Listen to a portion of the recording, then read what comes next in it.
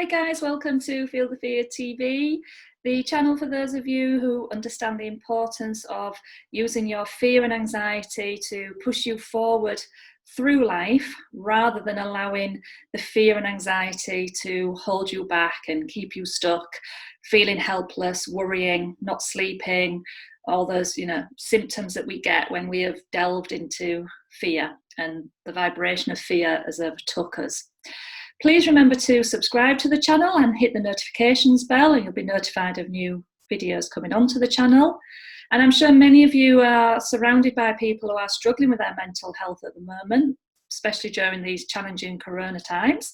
So please feel free to share the videos. As always, we are talking about the amazing book, Feel the Fear and Do It Anyway by Dr. Susan Jeffers, changed the lives of millions. So if you haven't grabbed yourself a copy, there's a link below where you can get a copy from, or maybe check your local library, see if they have one. So what we're going to be talking about today is we're going to be continuing the positive thinking structure that Susan talks about in the book. And what Susan says is we live in a world where we are so surrounded by negativity that we have to literally force feed ourselves positivity.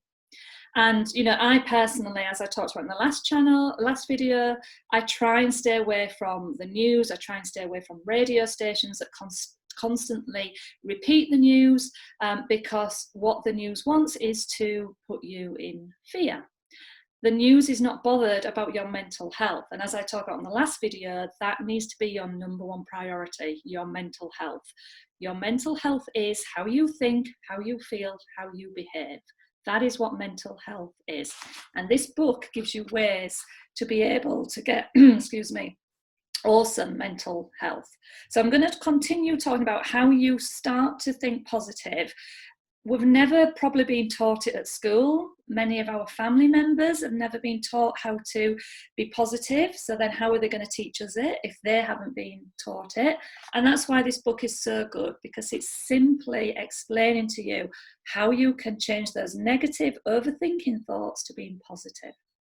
So in the last video, we talked about from getting up in the morning to getting in your car to going to work to how you can feed yourself positivity.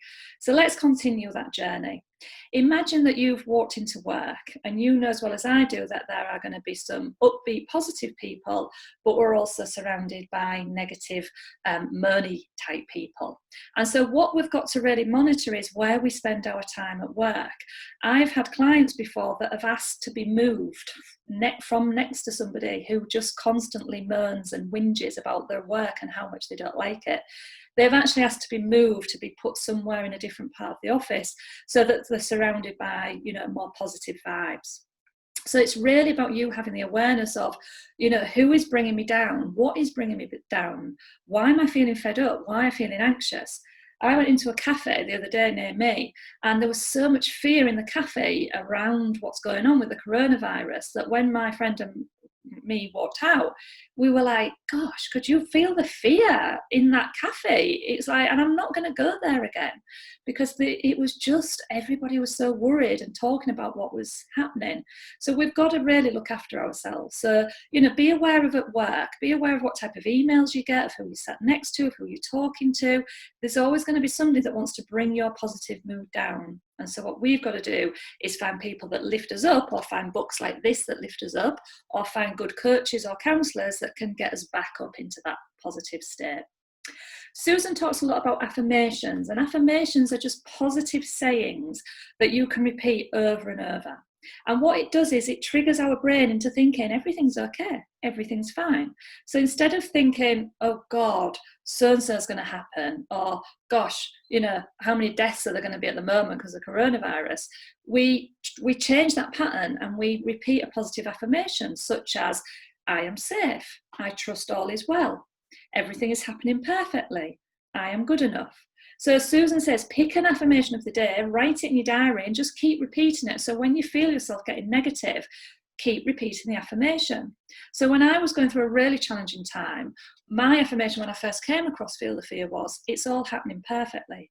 So even though everything seemed to be crumbling around me, I just kept repeating, it's all happening perfectly. And the sense of peace and serenity that came over me was amazing. And so, you know, just something so simple as writing an affirmation in your diary and keep looking at it, or putting it on a sticky note and putting it on your PC, can lift your mood, and then the fear dissipates, the fear disappears. Susan always also talks about, you know, when you get home from work, again, are you going to be having conversations about how bad your day was or how negative it was? Or are you going to be talking about what you learned from the day? So we can all have challenging things happen during the day. I do, I'm not immune from them.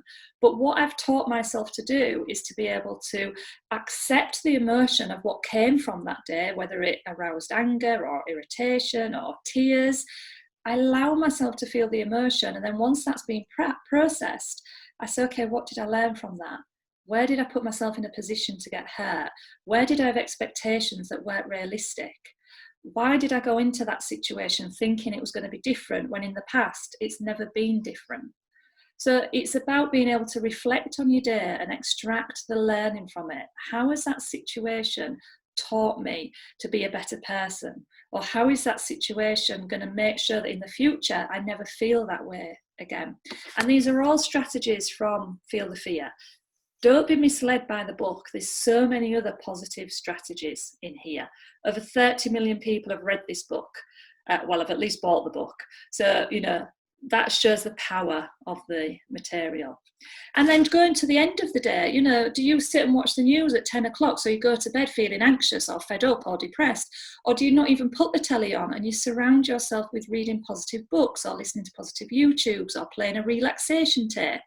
You know, it's so great now that we can go on YouTube and we can just put anything in and there'll be a visualization or a meditation or a relaxation that can, you know, calm that nervous system down and get you into a relaxed state so that then you sleep, you know, sleep better. You know, instead of just scrolling on your phone on Facebook or, you know, looking at what other people are eating for the tea, such as a cheese sandwich, let's not. Let's surround ourselves with positivity.